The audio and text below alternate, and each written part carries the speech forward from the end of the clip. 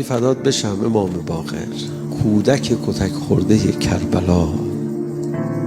خودشون فرمودن روز اول ماه رجب اگه میتونید کربلا برید زیارت ابا عبدالله الحسین.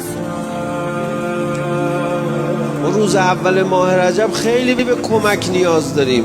کی کمکمون میکنه؟ میگه بیا کربلا، حسین فاطمه دستگیری خواهد کرد. نمیذاره با این وضع وارد ماه رجب بشی. یه نوری بهت میده حرم حسین. حالا ما نرفتیم کربلا، کاش دیشب امروز کربلا بودیم. واقعا رفقا حسرت نمیخوریم؟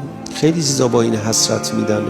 خدا شاهده اگر امروز تو حرمش بودیم، حرم ابا عبدالله الحسین، 3 ماه رجب، شعبان و رمضانمون تأمین بود. یک کلمه کنار ذریح میگفتیم آقا خوب من اینجوری وارد ماه رجب بشم، تمام بود. به خدا قسم. بلا فاصله آقا عباسش رو صدا میزد. عباسم یه فکری برای رفیقم